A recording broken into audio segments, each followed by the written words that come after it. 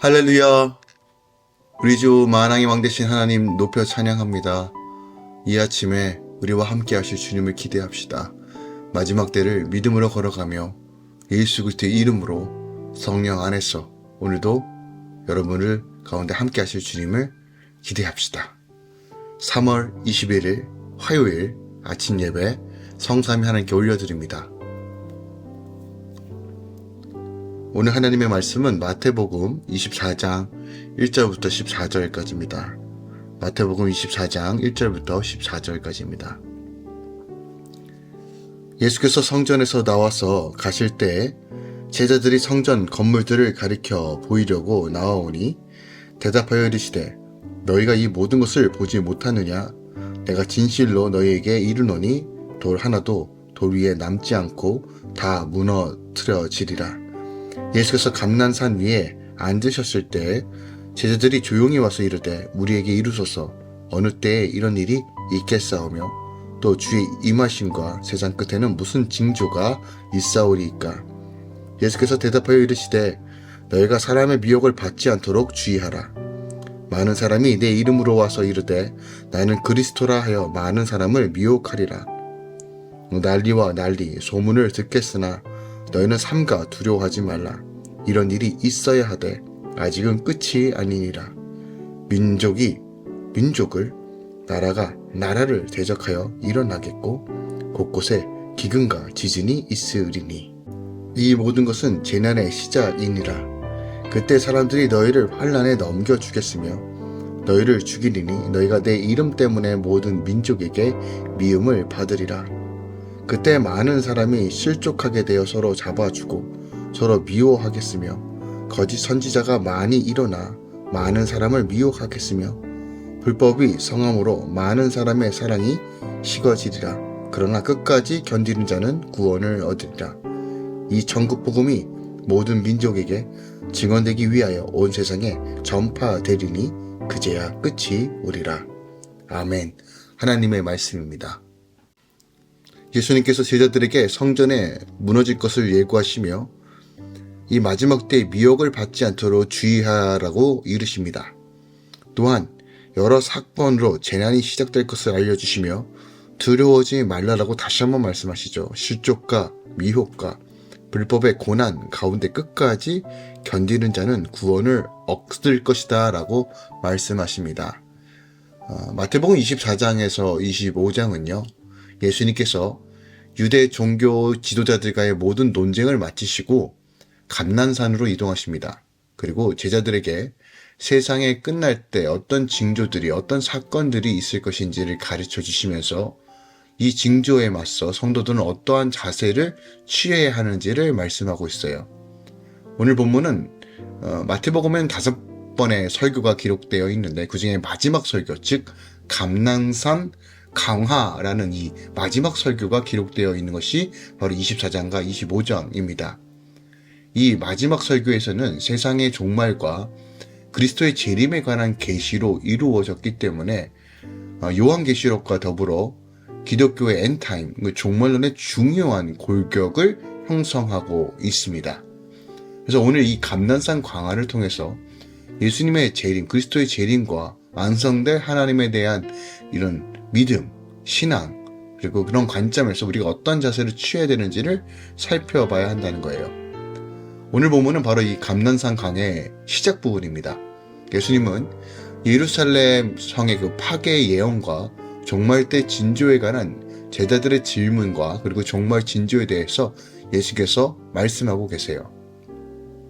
예수님께서는 종말의 징조로 제시하는 것을 크게 4가지입니다. 첫 번째는 거짓 그리스도의 출현과 미혹, 두 번째는 전쟁과 기근, 지진의 발생입니다. 셋째는 세상의 성도들에 대한 박해와 거짓 선지자들의 출현 및 불법의 성행이고 마지막 4번째는 모든 민족에게 복음 전파된다는 것이에요. 이 가운데 전체 2가지는 비교적 세상 종말의 초기 단계에 발생하는 징조라고 할 수 있으며 후자의 2가지는 세상 종말의 후기 단계에 발생하는 징조라는 것이죠. 즉 성도들이 박해받고 거짓 선지자들이 출현하며 그리고 모든 민족에 복음을 전파되는 이런 상황들이 곧 주님이 오시기 바로 직전에 그 마지막 때에 일어날 일들이 일어나는 거예요. 자, 우리가 마태복음 24장과 25장을 묵상하면서 이 관점으로 현대 우리 상황 가운데 벌어지는 일들을 살펴봐야 합니다. 그리고 하나님의 지혜와 계시로 분별할 줄 알아야 합니다. 오늘 본문을 조금 더 절별로 살펴보도록 하겠습니다. 먼저 1절부터 5절까지 살펴보겠습니다. 당시 헤롯 성전은 그 웅장함이 어마어마했습니다. 이 헤롯 성전이 주는 어떤 이미지는요, 하나님 나라의 그 통치와 그 위험을 상징적으로 나타내는 성전입니다. 그 화려함과 화려함이, 웅장함이 당시에서도 굉장히 유명했다고 합니다. 근데 그때 제자들이 예수님께 물었습니다. 이 건물에 대해서 어떻게 생각하는지를 궁금해서 묻죠. 그때 예수님께서 이 모든 것이 돌 하나도 남지 않고 다 무너질 것이라고 말해요. 자, 이 말의 의미가 뭘까요? 성전처럼 우리의 업적과 우리가 자랑할 것, 인생의 목적이 마치 이와 같은 것들은 결국은 다 무너진다는 거예요. 예수 안에서 세워지지 않은 그 모든 것들은 무너질 수밖에 없다는 본질적 메시지를 우리에게 전달하고 있어요. 그러니까 예수님은요, 우리가 미혹을 받지 않도록 이 무너짐의 사건을 허락하신다는 거예요. 그러니까 우리 삶 가운데 내가 쌓았던 그 탑들을 무너뜨림으로써 전적으로 하나님만 바라볼 수 있도록 인도해 주시는 이 은혜를 우리가 분명히 분별하고 볼 줄 알아야 한다는 겁니다. 내 것이 무너져야지, 내 것이 죽어야지만 우리가 온전히 주님을 따라갈 수 있다는 거예요. 6절부터 9절까지는 바로 재난에 대한 이야기를 합니다. 오늘날 우리가 살고 있는 이 세상, 참으로 많은 것들이 발달되어 있고 참으로 많은 것들이 편리한 시대에 살고 있습니다. 그와 더불어 세상적 가치관이 결국 자기네 삶을 이끌어가는 형태로서 번지돼요. 오늘날 자기중심적인 삶의 모양으로서 나타나는 것이 무엇입니까? 결혼을 하지 않고 애를 낳지 않고 결국은 자기 중심으로만 살아가는 사람들이 계속적으로 일어나고 있습니다. 생육하고 번성을 하는 이 말 자체가 무색하게 결국은 자기가 주인된 삶으로 변질돼요. 모든 테크놀로지, 모든 생각과 사상들, 모든 관계적인 측면들이 다 이런 형태로 이루어집니다. AI의 발달, 그리고 그 외의 모든 것들이 결국은 하나님의 말씀이 아닌, 하나님의 본질적 회복이 아닌 자기 에고 중심적 생각으로 바뀐다는 것이에요. 그로 인하여 이 세상은 점점점 어그러지고 깨져 있는 시대로, 또한 그런 상황으로 변질될 것입니다. 난리야 난리가 일어날 것이고, 두려운 일들이 일어날 것이고, 곳곳에 기근과 지진이 일어날 것이고, 이 모든 것들이 죄의 근본에서 시작된 것이고, 이것이 결국 인간의 악행으로 인하여 계속적으로 발달된다는 거예요. 근데 우리가 조금 주목하기 원하는 것은 어느 시대에나 지진과 기근들은 다 있었어요. 그러나 제가 늘 말씀드린 것은 지금 오늘날 그 주기가 매우 짧아졌다는 겁니다. 몇 달 단위로 상상할 수 없는 기근과 지진들, 그리고 자연재해들이 전 세계적으로 일어나고 있습니다. 자, 그렇다면 우리가 이 말씀에 근거로 하여 생각해 볼 수 있는 거예요. 더 나아가 거짓 선지자들, 이제는 개인적인 생각들이 이제는 변질되어서 결국 하나님의 말씀의 기준인 그리스도인들을 핍박하고 정죄하고 무너뜨리는, 교회를 무너뜨리는 정책들과 법들이 계속 통과될 것입니다. 그것이 현재 전 세계적으로 이슈가 되고 있는 문제들, 그리고 동성애 문제부터 정치의 모든 이슈들이 결국은 교회를 무너뜨리고 하나님의 말씀을 왜곡시키고 자기 중심적으로 바꾸려고 하는 이런 움직임들을 우리가 분별할 줄 알아야 됩니다. 우리가 이 마지막 때를 살아가면서 결국 이 가정 중에서도 순교자의 피가 흐를 것이고, 핍박과 어려운 것을 끝까지 남은 자들이 복음을 증거함으로써 하나님 나라가 확장되는 것들을 보면서, 아, 지금 주님께서 곧 오실 날이 가까이 왔구나를 우리는 분별할 줄 알아야 된다는 것이에요. 주님은 분명히 말씀하세요.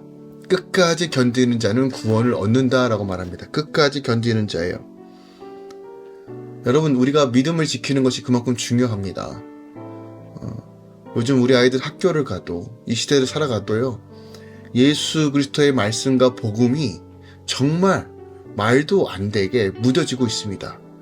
아무리 말씀을 사모하고 정말 믿음으로 살려고 해도 눈에 보이고 많은 환경들과 사람들의 모든 관계가 하나님의 말씀과는 전혀 동떨어진 것들로 가득 차 있는 이 시대에 우리가 분별할 수 있는 지혜가 없다면, 분명한 기준을 알지 못하면, 말씀이 무엇을 이야기하고 있는지 분명하게 해석하지 않으면 나타나는 현상에 미혹된 것에, 잘못된 거짓된 생각과 사상 가운데 나도 잘 믿는다고 착각한다 다 넘어질 수 있는 거예요.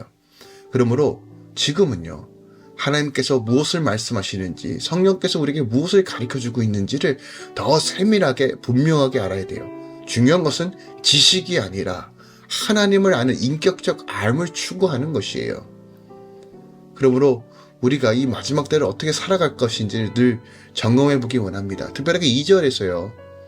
그리스도가 없는 이 모든 것들이 결국 파멸된다는 것을 주님께서 뭐라고 말씀하시냐면 돌 하나도 돌 위에 남지 않고 다 무너진다라고 말해요. 마지막 때일수록 예수 그리스도로 인하여 주의 말씀으로 시작된 것이 아닌 것들은 다 무너지는 시대가 될 것입니다. 실질적으로 헤롯 선조는 AD 63년에 완공되었지만 80년 넘게 걸쳐 완공되었지만 결국은 AD 40년 후인 AD 70년에 디도에 이끌리는 로마 군대에 의해서 하나도 남지 않고 철저하게 파괴됩니다. 이것은 역사적 기록뿐만이 아니라 영적인 분명한 메시지예요. 말씀과 복음으로 시작되지 않는 그 모든 것들은 지금은 당장 성공하는 것처럼 보이고 지금은 당장 나를 위로해 줄 것 같고 그것이 구원자처럼 보이지만 결국 다 무너진다는 것이에요. 세상에 소망을 두지 말아야 할 이유는 우리가 눈 씻고 찾아봐도요, 없어 보입니다. 마치 세상이 소망을 이야기하는 것처럼 보여요. 그러나 여러분, 우리의 눈을 여시길 부탁드립니다. 세상은 화려해 보이지만 결국 무너질 것이고 주의 말씀만이 영원할 것입니다. 그 십자가를 바라보는 삶만이 영원할 것입니다. 죄악 가운데서 아무리 이 세상이 발달해도 인간의 죄의 문제를 해결할 수 없습니다. 오직 예수 그리스도를 바라보는 것, 십자가를 바라보는 것만이 우리의 죄의 문제를 해결할 수 있습니다. 그래서 예수만이 소망인 것입니다. 그러므로 우리가 오늘 이 아침에 다시 한번 영원한 나를 바라보며 십자가에 내 삶을 내어드리고 주님 뜻 가운데 어떻게 살 것인지를 함께 진지하게 고민하며 기도하며 나아가기만 합니다. 이 세상의 모든 것들은 육신의 정령, 안목의 정령, 이 생의 자랑인데 다 아버지께서로부터 온 것이 아니요 세상으로 쫓아온 것이 아니요 이 세상도 그 정도도 지나가되 오직 하나님의 뜻을 행하는 이는 영원할 것이다 라는 요한일서 2장 16절 17절 말씀 기억하기 원합니다. 주님 안에서 거합시다. 주의 말씀 안에 거합시다. 오늘도 모든 주의 성도들 함께 말씀을 나누고 기도하는 이 시간 여러분을 축복하고 또 예수 그리스도의 이름으로 여러분 삶 가운데 함께 하시길 기대하며 나아갑시다. 기도합니다. 사랑하는 주님 감사드립니다. 이 세상 험하고 눈에 보이는 모든 것들이 하나님 진리처럼 둔갑해 보이는 이 모든 현실 속에서 미혹과 유혹과 하나님 정말 억울하고 수치스럽고 수많은 일들을 경험하지만 그럼에도 불구하고 이 세상 것들은 무너지고 하나님의 나라만 설 것을 오늘도 믿음으로 바라봅니다. 나의 소망, 나의 의지, 나의 힘 되신 여호와 하나님, 예수 그리스도 이름 안에서 구원과 감격을 회복하시고 다시 한번 주의 말씀으로 온전히 설 수 있도록 역사하여 주시옵소서. 주님 우리를 붙드소서. 주의 말씀으로 채우소서. 새롭게 하시고 날마다 하나님의 기쁨과 감격으로 채워 주시옵소서. 이제는 우리 주 예수 그리스도의 은혜와 우리 하나님 아버지의 놀랍고 지극하신 사랑과 성령님의 능력과 충만히 역사하심이 이제부터 영원까지 함께 계시길 축원하노라. 아멘.